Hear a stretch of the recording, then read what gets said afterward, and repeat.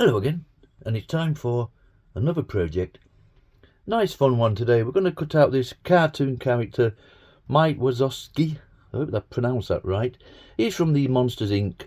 cartoon movies. So the idea, we're going to cut him out on 3.6mm plywood. Excuse me, that's the one underneath. That will be the top section.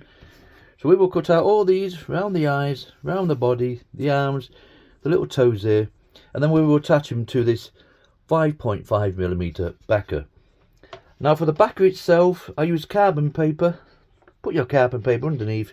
I prefer to use a biro, and I've literally just drawn all around the outer sections. That has given us our backer. So there it is, all nicely drawn out, ready to go. So we will cut this out, and obviously cut out all those other sections and pop them on top. You want nice fresh carbon paper, and it comes out really nice. To be honest, I prefer to trace and carbon paper on most of my images. It just stops your paper getting fluffed about when you're cutting in and stuff like that. But anyway, we'll go on to this one. So we will stick this down as you would normally do with a standard scroll saw pattern. So we've got it stuck in place. Now we have to line that with painter's tape. We would just literally line all that, and then we will spray on a bit of glue there, and then flick that over, and hopefully that will all be stuck down. So, and on this top section, we will need to drill what they call pilot holes. There will be an hole drilled through there. That will allow us to cut out the big eye. We want an hole in there to cut out the centre of the eye, and we'll also have one there, and we might try and get one in there as well. And also the mouth section. There's white teeth here, top and bottom, and a bit of a pink tongue there in between. So we need to cut out, so we need a pilot hole in there. So 1, 2, 3, 4, 5, and I believe there's one over there, 6. And that looks about it. So 6 pilot holes to drill. And obviously when we come to cut it out, we'll cut out the toes separately, and the little nails up there on the hands. And hopefully, when it's all cut out nicely, painted, sanded, and all the rest of it, we'll come back and stick it to our backer section. And this little project will be finished with some of that lovely spray varnish. But for now, we'll put our tape on, stick that down, do our pilot holes, and then we'll go over to the scroll saw and see what kind of blade we're going to use.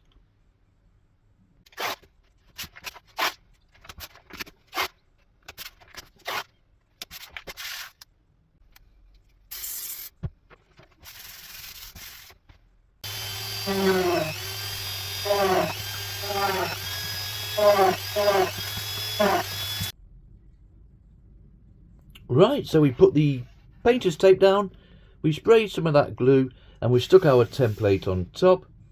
Now some people prefer to put another clean tape over the top of that. Some I've never tried before, and I've never had any problems without it. And we've drilled our little pilot holes in there. Now these two inner ones, that was the smallest drill I had. So if we're not comfortable with those, we can salvage the 2 bigger sections of the eye. And then when it comes to that one, we'll just use a bit of scrap that's left over, and maybe just cut out a little circle inside with a pencil, mark the circle off, and cut out a piece separately. If we can't get rid of those 2 pilot holes there. But we'll see, we can, bit of sandpaper and they can soon disappear. So that's the top section done. Remember, good old carbon paper and trace for the back section. So I'm going to cut the back section out first, then as we take sections of the top, we can sit them on top and get them somewhere near, hopefully. Now my blade of choice is the spiral blade. The good thing about spirals, and you certainly wouldn't need one for this project, is they will cut in any direction because the teeth spiral at the full length. Now the same with your spirals and standard straight blades. They want to feel smooth on the way down, rough on the way up. That's the way they go into your saw. Now on the more cheaper basic saws, they have what they call pin blades, and they have a pin at both ends. The only downside with your pin blades, and you might use it on this one, is you're not going to fit your blade in there because those pins are going to be in the way. So you're going to struggle with that for sure. So the next option is pinless blades. And if you do purchase a saw, I certainly recommend you get one that takes pinless blades. And you can see how small they are. And they will fit in those holes, no problem. Pop that in there, and you can cut out your circle. The only thing with pinless and pin blades, straight blades as we call them, you will have to turn your wood. So you could start off here, let's say, and you would turn your wood into that and then twist it again to come down there, and then twist it again, and you'll be a lot of twisting and turning. Some fantastic people out there.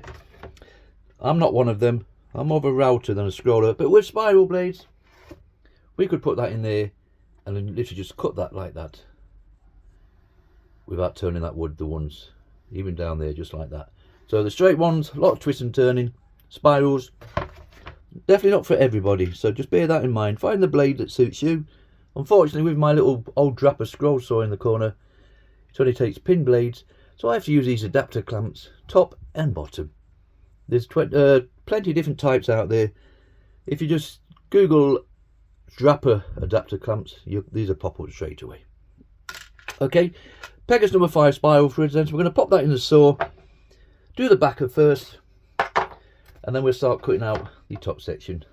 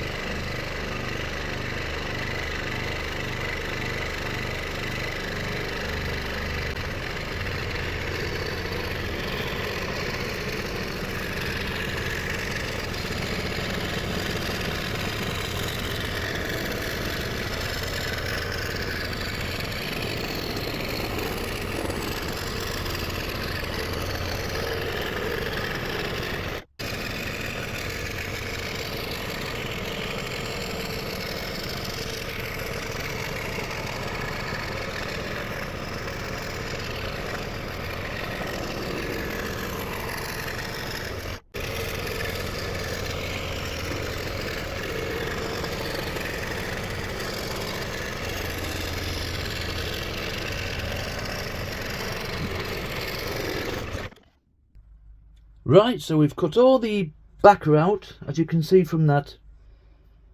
Now the only issue I did have, and originally I should have gone with my original plan, we should have probably just drilled a pilot hole in here, go into the side and go all the way around. That would have kept that surround as one solid piece. My mistake was coming in from the bottom there, and obviously as we're going round, you've got bits flopping down and stuff. And as we came into that last bit of leg there, you might have just seen on the video, if I can just show you, as I came round, this bit was flopping down somewhere, some piece was flopping down anyway, and it was catching on the saw and I couldn't turn it. So we've lost a little section of his leg, but that is by no stretch the end of the project. Good bit of sandpaper, and we'll soon have that straightened up. So just bear that in mind. Next time I think we'll drill a pilot hole, and that will just keep that surround together. The only downside I would say with spiral blades, you do get what they call little fuzzies on the back. You can just see those there. Maybe that piece might be a bit better for you. Just little fuzzies there, look. Plywood, takes a matter of a second. That's it, it's gone. Gone. People complain about the fuzzies and all the sanding down required. Personally myself, it's not that drastic and hard to do. So yes, the only issue we had there is might be a bit slimmer, but I'm trying to cut outside the line if possible, and that just gives you enough to go round and get it somewhere near should you make that mistake. So future reference, drill a pilot hole in, and that will keep that all together. No big deal. Let's move on. So the next stage now, we'll literally pop this on the saw, start cutting out all these individual bits, and then we'll put them on top and see what we've got. So we're nicely ready to do the top section. We fed our blade through the pilot hole there. We're going to do the mouth area first. Remember, we've got 3 pieces to get out of this. The top set of teeth, the bottom set, and the tongue bit going down the middle there. So we need to keep those to one side. They're part of the project, and the rest will just be the mouth left open. And hopefully when that's on the topper, which will be painted, the backer, which will be painted black. The black will show through the mouth section there. Okay, let's start cutting this one out. We've got that nice ping, plenty of tension. Remember, smooth on the way down, rough on the way up.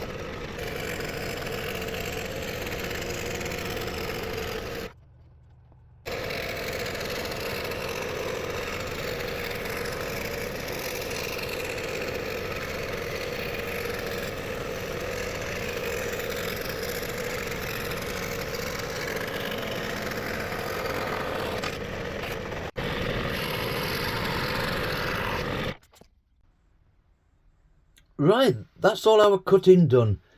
And you can see from that, as we've cut each section out, we've just put it onto our backer, and that will be the general shape of our little project when it's all nicely done. Nice little fun project, this one. The hardest bits, and on my scroll saw over there, I've got quite a big hole where the blade goes through. The actual plastic's worn away, so I did end up putting some tape over. But when it comes to doing the likes of the little fingernails on the end there, look, they were shooting all over the place. And so the same with his toes down there. So what's next now is we'll start peeling all this tape off. It should come off fairly easy. Remember, we've lined it with that painter's tape, and as I pull each section off, I will just get a pencil and mark the back of it. For me personally, it just makes it easier, like of the nails and stuff, to make sure you've got the right top and bottom of the piece. So once we've peeled this off nice and easy, we'll get a sandpaper, and all these have all been sanded already, so there's no fuzzy bits on these ones. So a matter of seconds like that, you've done it. That's the back piece with a pencil. I want to go around, just take that edge off and just get a little bit of shaping. We're not going to do a lot on it, but just enough to say we've given it a go. And if you remember that one, that was the funny little leg, that one, and that all fits in there nice, and we've got no problems with that. So a bit of sanding to do. We can just take our time. It's a nice day today. I'm going to put the heater on in the shed though. It's just still a little bit chilly. You might be able to tell by my voice. And then when we come back, we're looking to the paints itself. Painting, gluing it down, bit of spray paint. Bit of spray varnish. We don't use spray paint a lot in this shed. And then hopefully this little project will be heading towards the finishing line. I'll continue with this, and then when we come back, we've sanded it down and we can look into the paint side of things.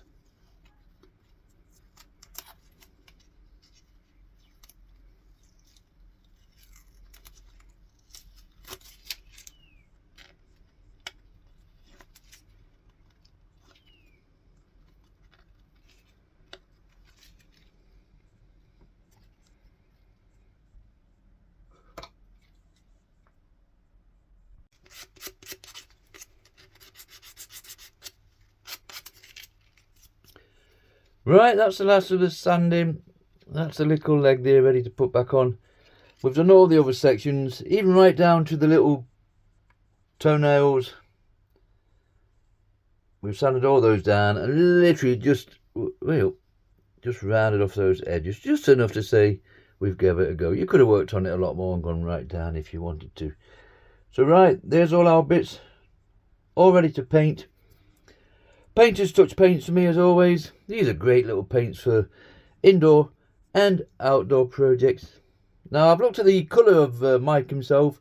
It's a funny green, so I'm going to maybe mix a bit of white with one of these greens and get somewhere a little bit near. And then obviously for the back itself we'll paint that black. Okay, we'll go back indoors, find a nice paintbrush and basically start painting this one up.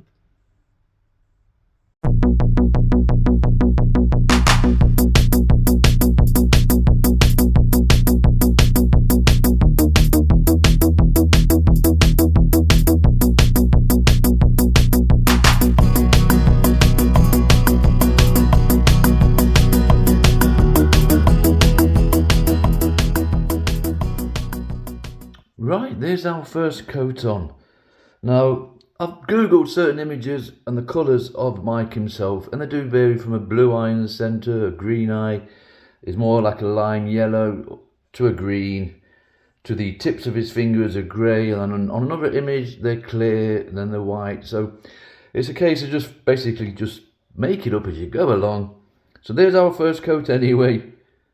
That will want another couple more on. I tend to add a little bit of water with the first one, just a little dab on the end of a brush, and it just helps it flow. And remember, we've done all those side sections. The white is the worst colour to do. That's had 3 coats on already.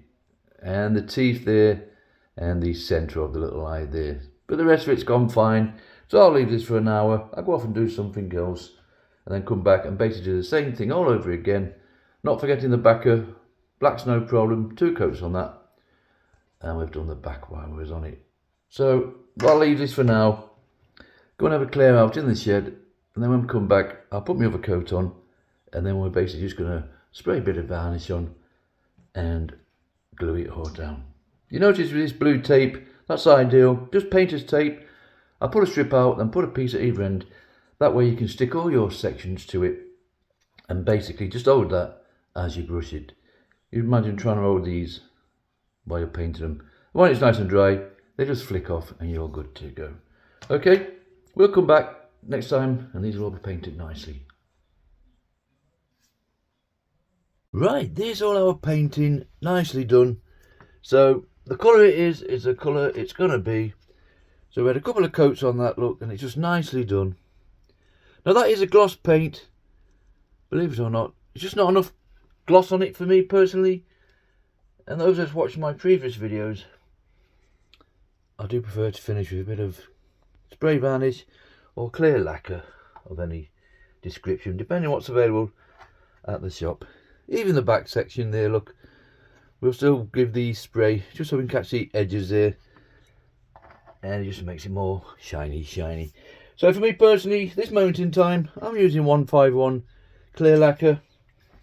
I've just found a nice tin of gloss varnish there, or it could be crystal clear varnish, whatever. It doesn't matter for me personally. These are indoor projects, so the varnish finish is just for my own personal preference, and it just gives it a little bit more shine. Nice sunny day today, so we'll take this outside in a minute just to finish these off, and not forgetting the backer section as well. And that's all it needs. A couple of these quick sprays. Once that's dry, we're just going to glue it all down and this project will be finished. Right, so that's all our varnishing done. Bit harder to see here, but I can guarantee that's a lot better shine on there, and the same with the pieces here. We'll see better once we go outside, or at least down to the shed. So now it's just a simple case of peeling these off. I've already took these ones off already, as you can see from that. And all we're going to do now is basically glue everything down in place. If I can just take that end one off. Well, I've done that one already, so that one's done. I think this big one's still stuck down, and it just pulls off like so. And there's all our piece, all nicely done, the sides and all. So we will just be sticking it down in place like so. For me personally, just 151 super glue. You could use that on its own, should I say. But I've got a wood glue as well. For some reason, I like to dab that in between. So it will be a simple case of turning that over, and we just tap, tap, tap, tap with our glue. And I just put a little bit of this in between each one, and then we'll put it all together like so. So I'll continue, take all these off, pop them into place. You get the general idea from there. And then when we come back, we've glued it all down, and this little project will be finished. Right, just the last piece to go on now. So a little dabs. Don't get too carried away at this stage. And that's it, that should be enough. Put one on there for our last piece to go on. We can manage this without sticking our fingers down. The more, the better. Right, that'll be near enough for me. So we stick that down. All the other pieces have nicely been done. The little nails on the end there, they're interesting. I'll use some tweezers for that. Right, that's it all stuck down.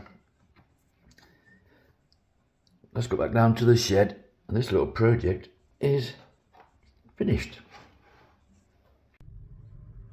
Right, that's it. This little project is finished.